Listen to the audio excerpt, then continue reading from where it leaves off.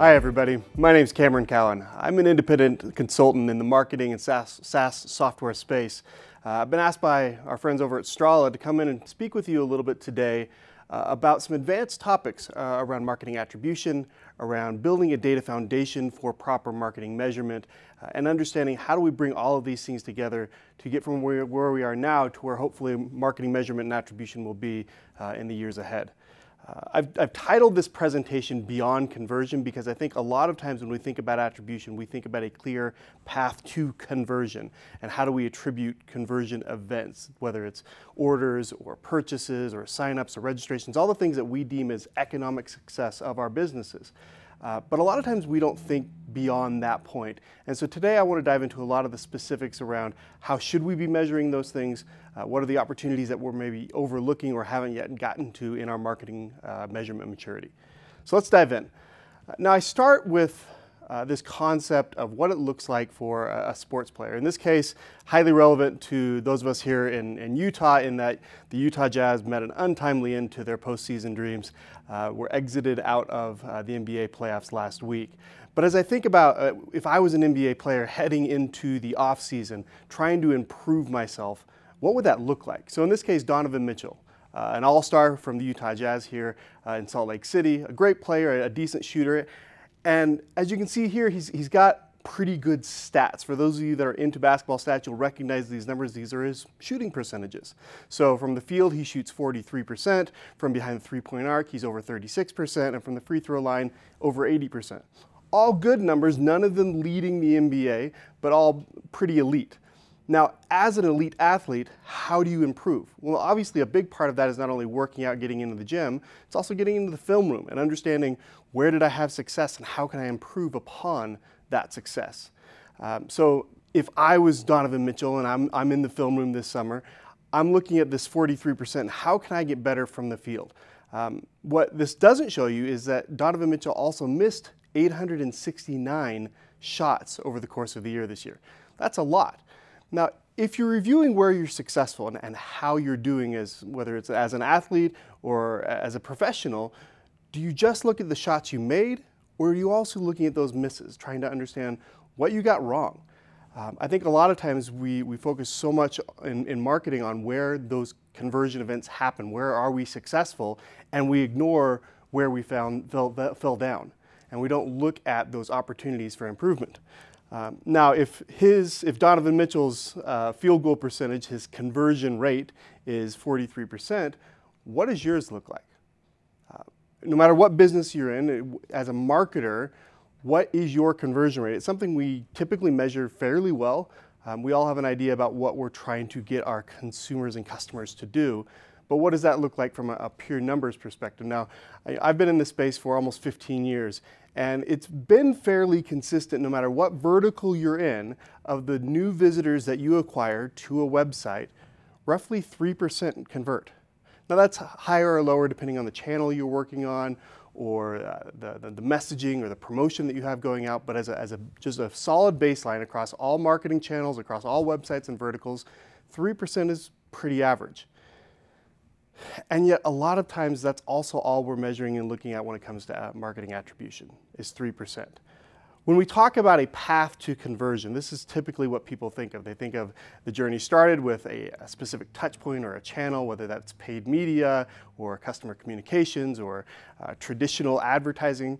They go through a journey of hitting several brand touch points along the way. They understand, okay, well, I started off with a display ad online. I saw something on a social media network where people were talking about that brand. I actually did a search on maybe Google to find out more information. And through weeks or months, I eventually led to purchasing something, signing up for a service, registering, booking travel, etc. Okay, that is a path to conversion. And yet, like I said, only 3% of all consumers that come to a website actually convert. What are we doing about that other 97%? And are we considering that in our measurement strategies? Now, in this specific example, we can see that one of the touch points was a display remarketing ad. Remarketing is great. It's reaching out to people that have already shown some level of interest in your brand and trying to bring them back into that path to conversion, the conversion funnel. And what if I told you that 100% of all of your conversions had this single ad in it, would you increase the investment? Most likely, yes. Most people would. So you're looking at all of your details, and you have different conversion rates for different channels, and this one's just sticking out. It's 100%, and every single bit of revenue that you've driven for the month goes through this ad. Okay, that's interesting, but what if I also told you 100% of everyone that didn't convert on your website also saw this ad? In that case, it's not a matter of it being effective or not, it's just simply everyone seeing it. And it's more part of the noise than it is part of understanding what signals led you up to that conversion. And so the very first thing I want us to think about in getting beyond conversion is, what if the conversion doesn't exist at all? And what does that look like?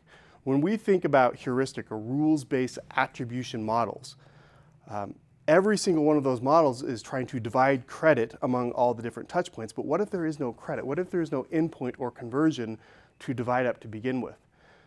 And a lot of times that's all we're looking at, especially as we look at 72% of marketers surveyed by Strala are still using last touch attribution. That means they're only doing rules-based models that actually consider a conversion, which in turn only means they're looking at 3% of their data. And so I want us to think more holistically about, what data are we considering? Are we looking at just those shots that went in, or are we trying to understand where we missed as well, and what contributed not only to the successes, but to the failures that we're measuring? Okay, now a lot of that is focused on the models themselves. And I find that as we talk about attribution, the very first topic anybody and everybody wants to talk about is, what model are you using? Are you using last touch? Are you using first touch? Are you using linear or participation or a decay model?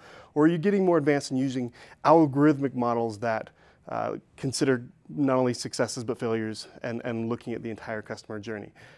But I find that no matter how important they want to feel they are, the models aren't the only story. And as I've been advising my customers on how they should go about marketing measurement and truly building a data foundation for more effective marketing attribution, there's so many more aspects than just the models. Yes, the models are the final end result, but if the data you have going into the model isn't complete, consistent, accurate, and holistic, doesn't matter how sophisticated, how advanced those algorithms that you're using are, the output is not going to get you the best return, the highest lift, the greatest ROI. So let's spend the rest of the time today talking about all of the different components, all of the different aspects that we should be considering when building a measurement strategy in order to push that data into an advanced algorithmic attribution model. Now, there's a number of these considerations I want you to be thinking about. Any one of them could have their completely own webinar. The first one I always think about is time. What duration are you looking at? Far too many marketers are using a prefixed, predefined cookie expiration window for their digital marketing touch points, simply because that's the out-of-the-box setting for whatever technology they're using. So Google AdWords had a 30-day setting, therefore I just use that 30-day setting by default. Maybe your analytics platform is using a 90-day window. A lot of times you actually see different platforms using different expiration or consideration look-back windows, and you're not actually measuring apples to apples. You're measuring your different channels based off of different look-back windows. So think about time. Think about what's the proper time for your business, and should it be just defined by an out-of-the-box setting, or should it be more tailored to what it is you're trying to do? If I'm in B2B, for example, and my purchase cycle, my sales cycle is 9 to 12 months, why in the world would I use a 60 or 90-day cookie to measure my marketing attribution? So understand what is the right time frame for you. Also, not just what is the expiration or look-back window of a cookie, but what is the recency and latency in the data itself. So for example, how long has it been in between touch points? And if it's been 2 days since the last marketing touch point and then someone converted, should that be considered and calculated differently than if it's been 29 days between touch points and a final conversion? So understanding the duration from touch point to in conversion, as well as understanding the time difference in between those touch points themselves, and what's that velocity of user interaction.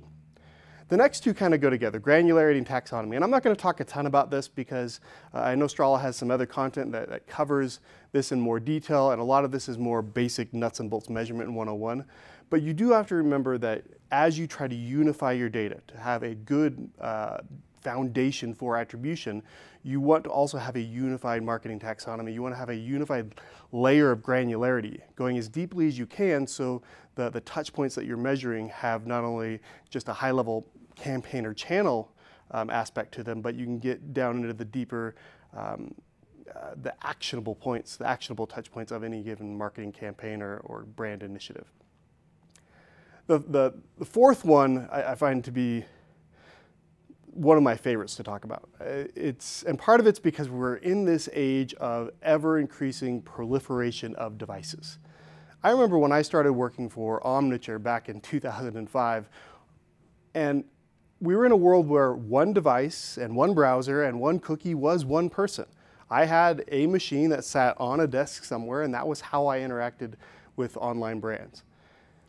And then we got to 2007 and I got an iPhone. And then we got a few years later and I got a tablet. And now we look at where we're at in 2019 and the average millennial has in excess of what, 8 devices that they own, and they interact with more than 4 of them every single day. And yet we're still, as marketers, a lot of times measuring in silos and measuring in silos of cookies and browsers and devices rather than looking at a holistic customer experience. So just because I saw an ad on my mobile phone, but I didn't come back and convert until later that day on my tablet, does that mean the ad that I saw on my mobile phone shouldn't get credit because it was on a separate device and a separate browser? Or should I be trying to thread that experience together across all the devices and touch points that a consumer has so I can truly attribute back marketing success to where that journey began? The last two is where I want to spend the remainder of my time, and it's talking specifically about channel mix, or what different marketing channels and mediums you're bringing data in from, but also more specifically the touch points that you're measuring and the metrics you're using to measure their success. And this is really where I talk about getting beyond conversion. Now, when I say beyond conversion, that can be taken in a few ways, and I'm kind of a spatial thinker, so I look once again at this path to conversion and said, okay, this is good, but as marketers, we shouldn't just be looking at a single path to conversion. If all you're trying to do is get every consumer to convert once and then never come back, maybe this is how you would think about it. But most of us are trying to do more than that. We're trying to build these relationships, these ongoing, profitable lifetime relationships with consumers, trying to get their brand loyalty and repeat business. And so I'm thinking about, okay, once we actually get to this conversion point, what are the different dimensions beyond conversion we can get? And I really think about it in a basic horizontal axis and a vertical axis. So let's start with the vertical axis. When I think about getting beyond conversion, I think a lot of times a lot of us just think about how we define in our silos of the business a conversion. And that would really be my first question to you is, how do you define conversion? Now, there's a lot of different answers for this. For a retailer, it's pretty straightforward. You have orders, you have revenue that goes for those orders. You're trying to drive more purchase behavior. Okay, that's fair enough. Branching off slightly, when you look at like travel and hospitality, then you have a booking and understanding, not only are they booking a specific room or a flight or a car reservation, but are they actually then showing up and fulfilling that booking, not just booking it online and then having to cancel later. You start to get into other realms as far as manufacturing, automotive, even when you get to B2B, then it starts to get a little less clear as far as the tying of conversions to end revenue, but there's still definitely KPIs that you're measuring toward. So for example, in a lot of my B2B career, it was all about generating leads. Get people to the website, get them to consume content, and generate leads so that an enterprise sales team could follow up with them on that. Or generating newsletter signups so you can get people's information so you can remarket to them. There's a lot of different ways to define conversion. And yet, I find it interesting that I have a hard time lining this up with my own educational background. I actually have a degree in business finance. And when I think about finance, there's a big gap between the way marketers are thinking about data and the way the rest of the business thinks about that data. So for those of you that haven't guessed or are less familiar with financial accounting, this is what's called an income statement. And specifically, this is the income statement for our friends over at Google. So Google, just like every other public company, every quarter has to publish information on how their business is performing, the key metrics of financial success for their business. And yet, I would ask you, where on an income statement is leads? Where is bookings, or orders, or signups, registrations? All of these things are good marketing measurements, but when it comes to truly getting to understand the financial impact on the business and speaking in the language of the business, a lot of times there's a gap between marketing and the rest of your organization. Now, at the top line, you can see revenue, and some of us are getting to that point. If you have orders, hopefully you're measuring the revenues that come with those orders. If you have bookings, or even if you have leads, hopefully those leads are leading to an eventual closed sale that you can attribute some level of revenue. So it's possible in marketing we're scratching maybe that very top line surface, but I challenge you to think deeper about how you can peel back that onion and dive further to the bottom line, how you can get closer to profitability and truly the definition of what ROI was always meant to be. Now, every business, no matter what vertical you're in, has a cost to revenue. And there are components that you can pull out of revenue to get you to gross profit. And I think specifically in terms of, for example, if I'm a retail business and I'm selling or producing something, you have a cost of goods sold. And so you can take out the information about material costs or labor costs to understand, okay, well, how much of a margin am I actually making on these products I'm selling? If I'm in a services business, how much does the labor and the employees that I have performing that service, how much does their time cost, and how can I take that away from the top line revenue? If I'm looking in a B2B context, how much is it costing me to pay for the commissions on each of my sales to my sales team, or how much of those sales calls costing me as people go out and travel across the country or across the globe? So every one of these components help you get closer to that bottom line. Now, I'm in no way asking you as marketers or as technologists and data analysts to become accountants and to get degrees in accounting. But I am asking you to think deeper about what you define as a conversion and what is the actual financial impact of that event on your business. How can you start thinking more in terms of bottom line and be bottom line marketers, as opposed to just thinking about metrics that don't necessarily translate to the way the rest of the business is talking about performance? Okay, the second dimension I want to talk about is this horizontal axis. What happens after a conversion? Once again, I think far too often we think in terms of path to conversion, not an entire customer journey. If all you want is a single transaction from a single customer and that's it, you're going to have to burn through a lot of people in order to continue to grow your business. But if you look at the events and the measurements that happen after a conversion occurs, there's actually a lot of rich data that can go back into building your marketing measurement and your attribution models. So when I think about this, and I think back to, once again, when I first started my career in digital marketing and measurement back in 2005, even then there were some very clearly defined conversion funnels, and it was very vertical specific. So in retail, for example, there is a very clear conversion funnel of looking at a number of products, hopefully adding at least one or more of those into a shopping cart, going through a checkout process, adding shipping information, billing information, and finally getting to that order confirmation. And that's really where you're making your money.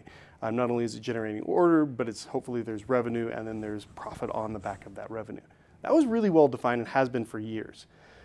But what happens from a consumer standpoint after that order confirmation? Once the marketing team's giving themselves high five because they have high order volume and great revenue, what is the consumer experience? Well, every one of us has purchased something online. We've been through this experience. We know that there's the delivery experience. Does it show up on time? Does it show up damaged? Does what you ordered actually fit what you need? If it's clothing, does it fit you like on your person? If it's a part, does it fit the job you're trying to do? There's all those experiences as far as, did you get what you wanted and did it fit the need that you had? Or did you have to return it, in which case that revenue is null and void? After you got it, how did you feel about it and who did you tell about it? I think this is one of the most underrated aspects of after conversion experience that marketers often overlook.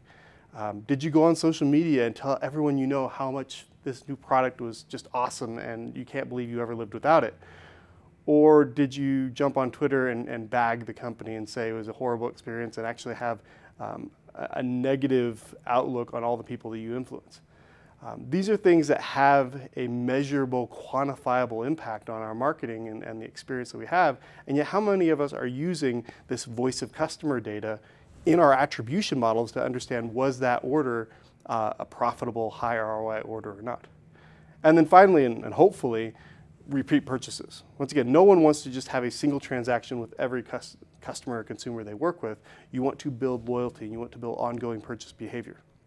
Now, this is also true in B2B, for example. Once again, a very clearly defined funnel or a set of conversion checkpoints that lead to ultimate conversion. You start a lead, whether that's a multi-page form or at least a multi-field form. The lead's completed and submitted. Once that's submitted, you go through MQLs and SQLs, and then finally to a closed contract. But once again, what happens to the customer after that contract closes? There's a lot of different things we can still measure. There's onboarding. Was there an implementation? Did you claim that people could be up and running in 30 days, and here you are 4 months in and they still don't have the service deployed on all of their sites? There's engagement. Once it is up and running and they're fully provisioned and onboarded, are they using it? Do you only have 2 or 3 people in the organization logging into your SaaS software solution once a week? Or do you have teams of people that are engaging with the data and the dashboards and the information all day, every day? And then finally, once again, cross-sell and upsell, that repeat purchase behavior. Are there opportunities to grow organically the value of that account? And not only the value to you as a business, but the value they're seeing so they continue that purchase behavior year after year. Especially in B2B, a lot of sales don't make a ton of money in the first year, and they really recuperate and generate profit when they continually renew that license year after year. So whether it's in retail, whether it's in B2B sales, whether it's in travel and hospitality or automotive, whether it's in media, all of these things for years have had pretty well-defined conversion funnels. But how much as marketers are we looking at what the consumer or customer experience is after that conversion as we define it? Now, even for those that I work with that are doing this, there's virtually no one that's taking this information and feeding it back into the data foundation for their marketing attribution specifically. And using that information, not just the engagement that leads up to the conversion, but the engagement that happens after the conversion to help define attribution and the modeling that goes into whether any given conversion was successful or not.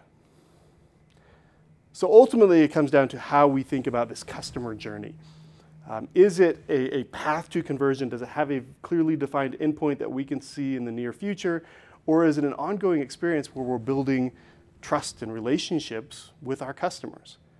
And for me, it comes down to the difference between these 2 words. Now, on the surface, they look like they're the same. But really, one is a verb and one's a noun. In one case, we have convert, an action, to do something. It's an event. And like generating a lead or booking a reservation, that happens and it has a value to it. But a convert, that's a person, that's a noun. And that's really what we're trying to build as marketers. We're trying to build converts. In some senses, the word convert actually has a lot of religious connotation. And sometimes we shy away from talking about that when we're in the realm of business, but really that's what we're as marketers trying to do. We're trying to build a religious zeal for our brands.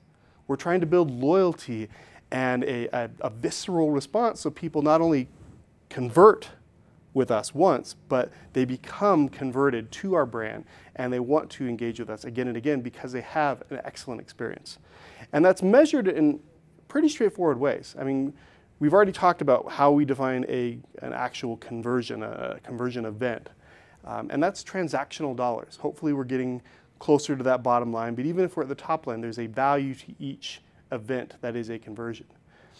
But what about a convert? What about that lifetime value? Now, lifetime value, it's a topic that I've heard talked about for easily the last decade, if not longer. And yet the number of brands that I see doing this and doing it well, actually not only measuring lifetime value, but using lifetime value in their marketing attribution, in their budget allocation decisions. I can probably count those on these 10 fingers here. And so as we look at what we're trying to do as brands and as marketers and as analysts measuring all of these customer interactions, are we just trying to drive the individual transactions, or are we trying to build a lifetime ongoing relationship with our consumers? The last thing I want to talk about when we look at this is the impacts of all the changes in the realm of data privacy and the impacts they have on unified measurement. It's one thing for me to say, you know what, you really need to get to bottom line, and you really need to look beyond conversion to understand financial impact. And you need to get beyond the conversions and what happens and measure things outside of just the traditional marketing silo. You need to look at operations, and you need to look at financial data, and you need to look at voice of customer data, and you need to look at in-product experience. But I have a lot of marketers coming to me saying, I don't even know if I can use the data I'm used to having and I've had up to this point, and are there going to be impacts on what I've traditionally measured and what I'm going to be able to measure going forward? And that's a fair point. In fact, in a recent set of data released partially by the IAB last month, they asked marketers, what do you think is going to be the biggest impediment to measuring value of your programs? What are the things that are going to get in the way of you actually being able to prove true ROI of your marketing initiatives? And there was a lot of things we expected to see. Siloed data and data organizations absolutely make sense, and that's something we've been hearing for years. A lack of funds or buy-in from top-line management is also something you would expect to hear. But far and away, the number one response that we heard, or that was seen, is government regulation and threat of regulation. Now, I find that really interesting, and it's not just the regulation that's in place, but it's that threat, it's that fear, uncertainty, and doubt of what could come. And I would say some of that is a little bit of FUD, it's a little bit of worry, but it's not all completely unfounded. A lot of us, if not all of us, have been impacted by GDPR to some extent. And that's something that has taken place in Europe, which for a lot of our North American customers you would think wouldn't have a direct impact, and yet they've still had to change their business and their business activities and the way their sites are implemented. And then earlier this year, the California Consumer Protection Act was passed. It goes into effect beginning of 2020. And all of a sudden, that gets a little bit closer to home. And then you look at all the other states that are crafting their own privacy legislation and data protection acts. And you look at the fact that there's actually several groups that are looking at what that would look like at a federal level. I think the last thing any of us want is for individual legislation in every single one of the states that's all different that we have to comply to. But beyond just the legislation, what's happening at a legal level, there's the responses that technologies are having to these changes in this changing environment. For years, Apple in their Safari browser has been blocking third-party cookies by default. And more recently, as you've seen changes through ITP, Intelligent Tracking Prevention, in Safari there's additional restrictions or hurdles or considerations about who you can track, when, and with what technology. Even to the point where just a couple of months ago when they announced ITP 2.1, it's no longer just worrying about third-party cookies, but there's actually a more direct impact on first-party cookies as well. So there's an ever-changing environment, and this will only continue to evolve over the coming months and years. There is reason for uncertainty. There's reason for doubt as far as what data can I have and should I be using. And as I look at all of the headlines that have been popping up just in the last couple of months, as far as the end of the cookie and the end of marketing measurement, I have to laugh at some of this because, first of all, a lot of it's become hyperbolic, but also the fact that of all these titles or headlines on the slide today, I actually pulled 3 of them are from, I think, the last 3 months. One of them is from 2015, and yet just reading them, I'll bet you can't even tell which ones were from this year and which ones are 4 years ago. So I think a lot of it is, there's reason to be concerned or aware of what's happening, but to be overly concerned and to be fearful, I think, is maybe a step too far. And it's interesting that I look at this data that was produced by Viant, where they asked marketing executives, at what point do you think you will no longer be using cookies to track your marketing initiatives?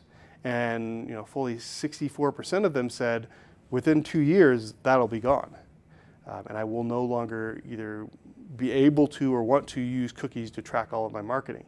And yet, if you actually pay attention to the date on the slide, That was in Q3 of 2017. So unless something drastic happens in the next couple of months, we're already 2 years in, and yet still cookies and digital measurement has been largely unchanged, and it's still a big part of our marketing mix. Now, that's not to say it's not changing and that we won't have to adapt going forward, but I think that there's this, once again, this fear and uncertainty and doubt has plagued the mind of a lot of marketers for quite some time. So when I think about ultimately what this means for marketers and the customers I work with, are cookies changing? Is digital measurement changing? Yeah, but we should be okay with that.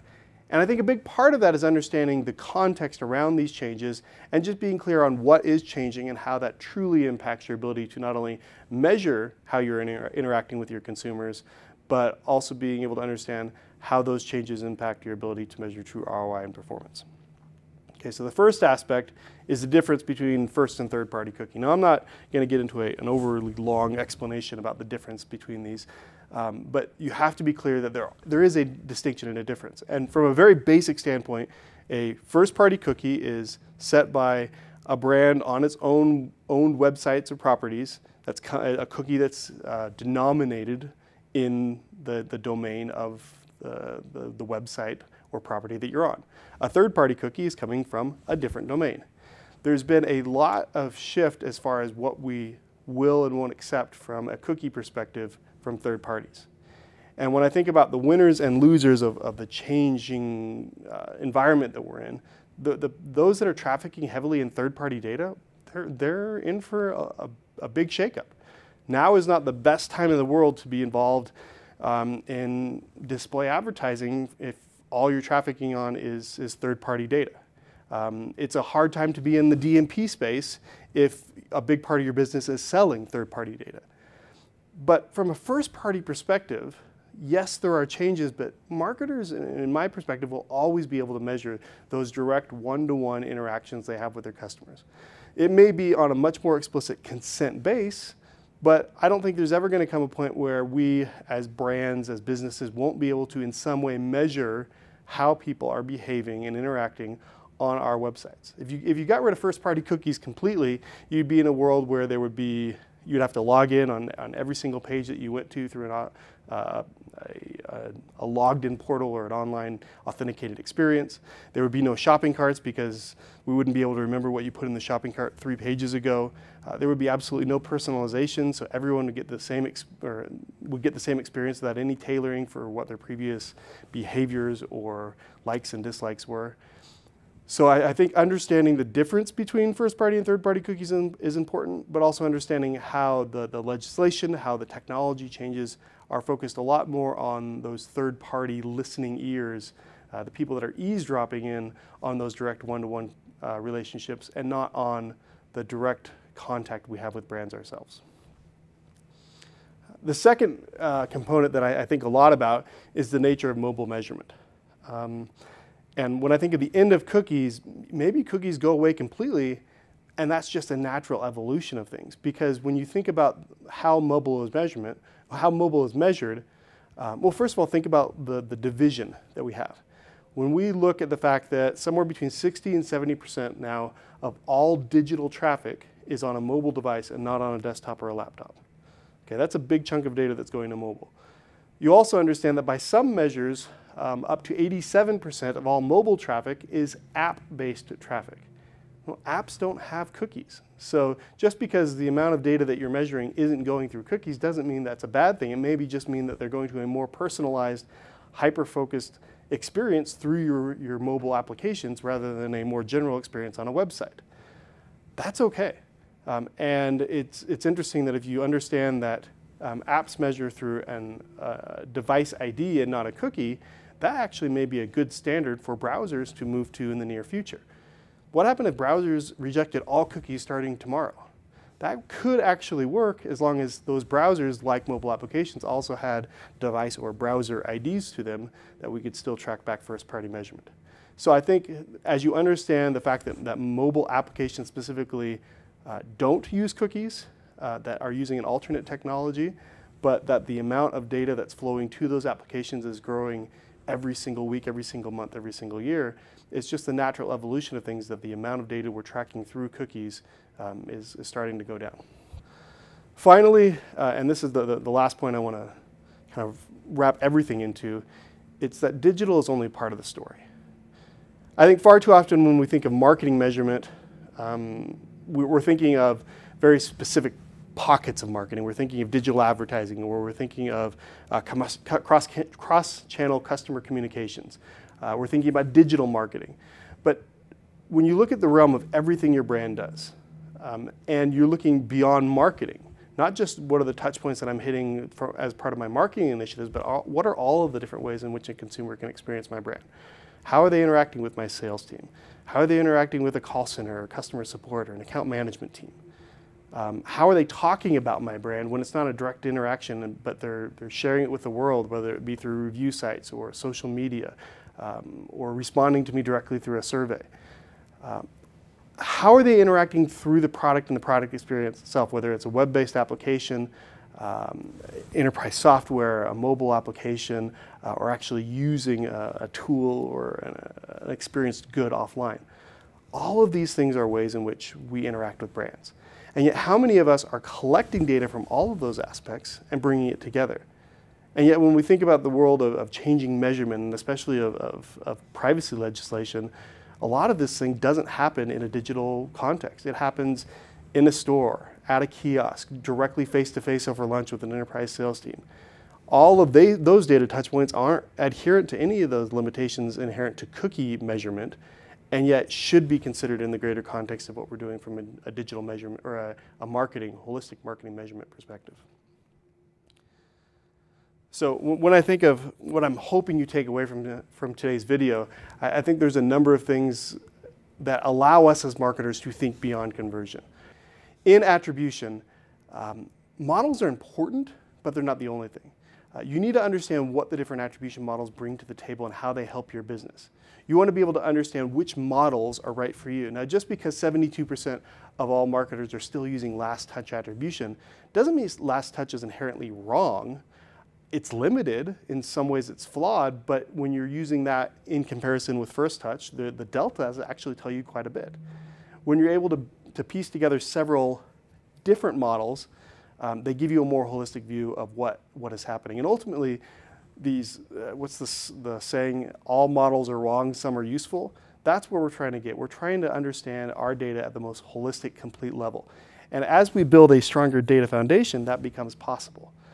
Part of that data foundation is feeding your models with a higher resolution of data. Once again, more consistent, more complete, more holistic. Being able to look beyond just how currently marketing measures conversion and success, to being able to speak in the terms of the business and becoming bottom line marketers, getting closer to that bottom line of profit and profitability. And then finally, including the entire customer journey, being able to look at what happens beyond the conversion in time. How does the consumer engage with your brand on an ongoing loyal basis? Because ultimately, once again, we're not trying to build just individual interactions. We were trying to build converts. We're trying to build these two-way relationships that build value not just for our business, for our end consumer. And as we're able to measure at this holistic level, as we're able to look beyond the silos of marketing to all the areas of the business that can feed data into our measurement strategy, our data foundation, and ultimately our marketing decisions through attribution, personalization, and optimization. As we do that, we're going to have that success. So it's on us as marketers, as analysts, as those that are the stewards of data within our businesses, to look at these areas and understand it's not about getting it perfect. There's a lot of things and a lot of aspects to this, but how can I take one step forward and get better tomorrow? I mean, with marketing attribution, it's not just about the models, it's about the data foundation. Like I said earlier, you can have the greatest, most sophisticated algorithms in the world, but if the data you're putting into them isn't complete, consistent, and holistic to meet the measurement needs that you have, it doesn't matter how great your models are, you're not going to get to the end result that you want. There are platforms and teams out there, like the team here at Strala, that can and want to help you get through this journey. It's not something any of us can and should do alone. It's something that we should be working together. If this was easy, I would have solved it 12 years ago, back when I was working for Omniture. it's an ongoing environment. There's going to be changes, there's going to be challenges, but as we try to get deeper and try to get one step better than we are today, there's a lot of potential to unlock. There's entire customer journeys and profitable two-way relationships that we can build. Once again, my name is Cameron Cowan. Thank you for your time today.